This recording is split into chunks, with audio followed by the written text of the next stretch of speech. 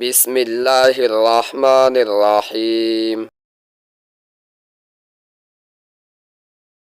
ওয়াজিবাত নামাজ কা বয়ান।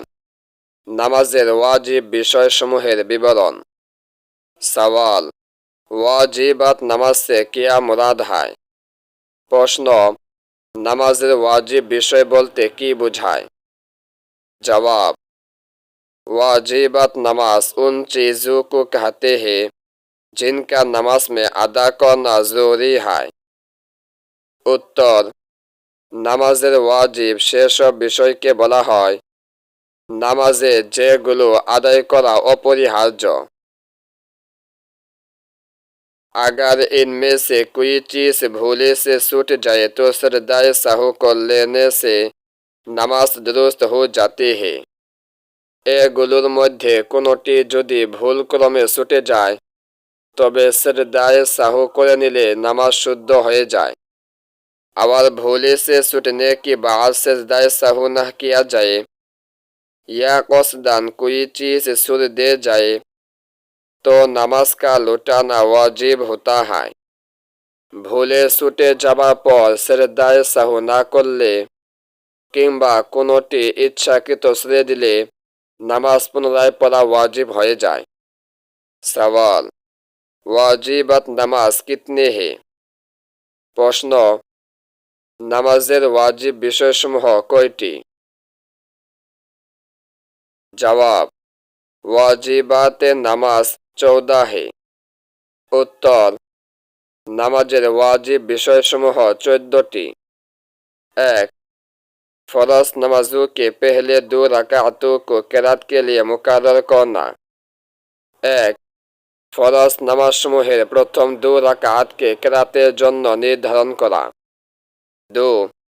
फरज नमाजों के तीसरे और चौथे रकात के अलावा तमाम नमाजों के हर रकात में सूरह फातिहा पढ़ना।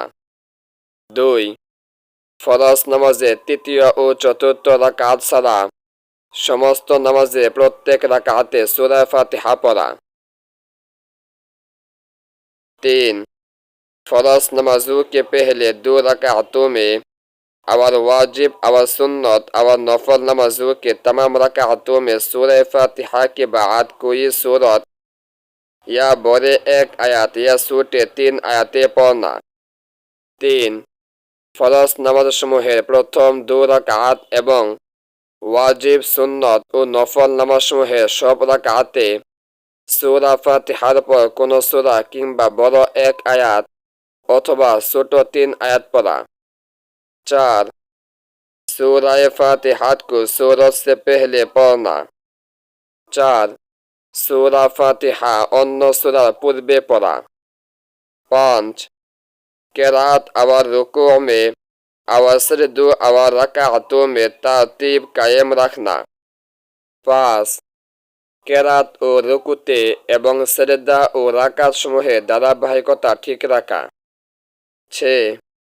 কৌমাহ करना यानी रुकू से उठकर सीधा खड़ा होना। 6. কৌমা করা অর্থাৎ রুকু থেকে উঠে সোজা হয়ে দাঁড়ানো। 7. जलसा यानी दोनों सजदों के दरमियान में सीधा बैठ जाना। 7. जलसा অর্থাৎ 2 সেজদার মাঝে সোজা হয়ে বসা। 8. तादील अरकान यानी रुकू सजदा वगैरह को इत्मीनान से अच्छी तरह अदा करना। 8. तादील अरकान অর্থাৎ রুকু সেজদা প্রভৃতি শান্ত ও সঠিকভাবে সম্পন্ন করা। 9.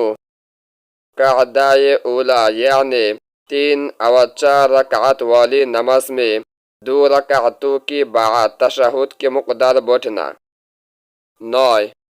कादाए उला অর্থাৎ 3 বা 4 রাকাত বিশিষ্ট নামাজে 2 রাকাতের পর তাশাহুদের পরিমাণ বসা।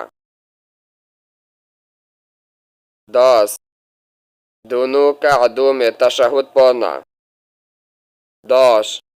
उभय कायदाय অর্থাৎ বৈঠকে তাশাহুদ পড়া। 11.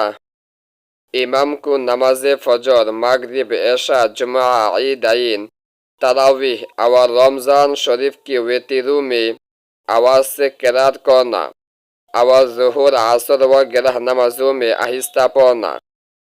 11 ফজর মাগরিব এশা जुमा দুই ঈদ তারাবিহ এবং রমজান শরীফের ভিতরে ইমাম সাহেবের আওয়াজের সাথে কেরাত পড়া এবং জোহর ও আসর ইত্যাদি নামাজের মধ্যে নীরবে কেরাত পড়া। 12 লফজে সালাম কি বাদ নামাজ সে আলাহিদা হোনা। 12 সালামের পর নামাজ থেকে বিচ্ছিন্ন হওয়া। 13 नमाज़े वेतर में कुनूत के लिए तकबीर कहना और दुआए कुनूत पढ़ना। 13 ভিতরের নামাজে দোয়ায়ে কুনুতের জন্য তাকবীর বলা এবং দোয়ায়ে কুনুত পড়া। 14 दो ईदों की नमाजों में जायद तकबीरी कहना। 14 দুই ঈদের নামাজে অতিরিক্ত তাকবীর বলা অর্থাৎ 6 তাকবীর বলা। ভিডিওটি ভালো লাগলে লাইক, কমেন্ট এবং বন্ধুদের নিকট শেয়ার করতে ভুলবেন না এবং পরবর্তী ভিডিওগুলি দেখতে আমাদের চ্যানেলটি সাবস্ক্রাইব করে বেল আইকন অল প্রেস করে রাখেন।